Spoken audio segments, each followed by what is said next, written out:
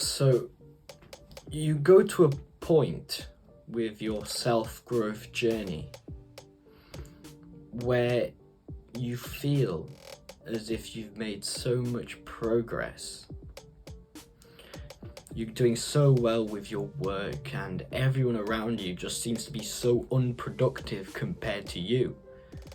You almost start feeling this sense of superiority over them. And only recently, after I've kind of started to have these feelings, did I realize that I was actually making a terrible mistake. Now, I was affected by this mistake, but I didn't seem to realize that till recently. And so I believe it's really important to realize that we're making this mistake before it is too late. So let's first of all establish the concept of 3 types of men. There was a video I saw like a while back, I think it was almost a year ago, about like different type of men over time. But if we look back to almost a century ago, there was that stereotype of the hard-working man in the 50s who would work really hard at whatever job he had, and when he came back home he had his stay-at-home wife, his housewife and his children, and although he was such a hard-working man, when it came to going back to his family, he would appear to be quite detached. He would appear to be just quite tired and would sometimes like even be abusive to his family just because of how stressed out and tired he was. So what we want to become as young men on like a self-improvement, self-growth journey is we want to be someone who not only works really hard but is also able to love their family, love their parents, and to be able to show gratitude to the people around them even after we've had a long day of work and we're coming back home, or we get to see our family after a long day of work. We want to be there for our kids. And obviously I'm still young, so I'm still trying to learn this. But I came to realize recently that I was already making the mistake of resenting, of ignoring my family because of how focused I was on my work. So what would happen was that I would just go to college and live out my day, and just 90% of all my social life, all my like work life would just be in college. And obviously I would come back home and still do quite a bit of work, but I would be quite tired when I come back.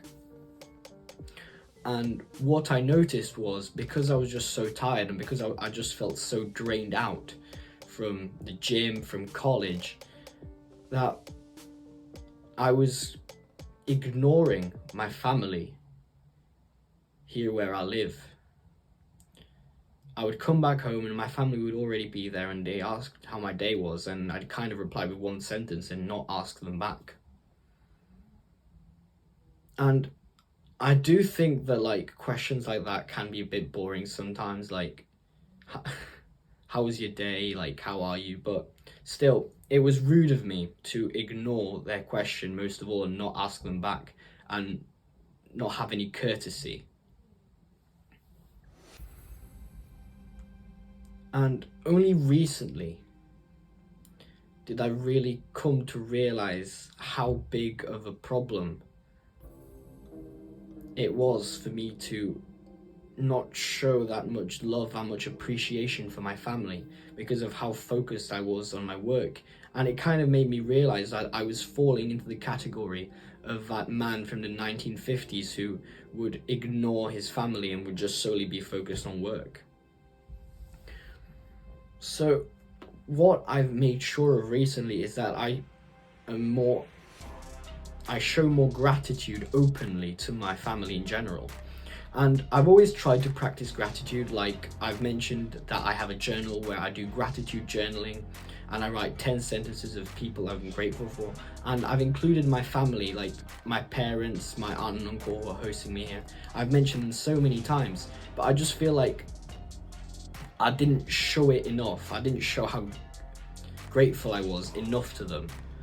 So I think that to be able to improve as a person, to improve your gratitude journaling may not be enough. It's actually a lot more important to be able to openly show that gratitude to people. And maybe when you journal, you're more likely to do it, and it makes it easier for you maybe if you already write it down. But while gratitude journaling is more of like a private victory, I think that like being open and speaking to people and being grateful to people and telling them that will lead to more public victories, and it will make people have a more positive view of you in general. Now, I did also realize another thing, which was that I may actually be more like openly grateful to like people I'm trying to like become friends with, which kind of made me ignore the people who I'm already really close to. In the sense that because I'm like so hungry for like growth, because I'm so hungry to like meet new people, make new friends, and like link with more people, stuff like that, I was so focused on like being really nice and really kind to new people so I could get close to them and get a positive view from them, that I kind of started to ignore the people who I was already close to, and a lot of them mean quite a lot to me. So it's important to not only be overly kind in one sense to new people that you're meeting, and to be really nice to them and show them gratitude and show them kindness, but it's also important to do that with people who are already close to you. It's very important to be able to show that gratitude to your parents, to your family, to whatever member you have within your family, like nucleus, is that how you say it? Or like even a really close friend. Like sometimes with friends it's just so much banter that you forget to actually give yourselves compliments, and it kind of feels like you silently hate each other at some points. So yeah, that was my point for today, and I hope that has helped you in some way. I have talked it through with my family, and I sent them a message on like how like I sometimes find it difficult to be open about it, but that I try. I even showed them what I've written down in my gratitude journal, and I've agreed to try and be more vocal about how much I appreciate them. So I hope that this video has helped you, and maybe you're going through the same problem and only now you're realizing you've actually made this mistake. So hopefully it's not too late. Keep a strong mind and stay like a lion. Mwah.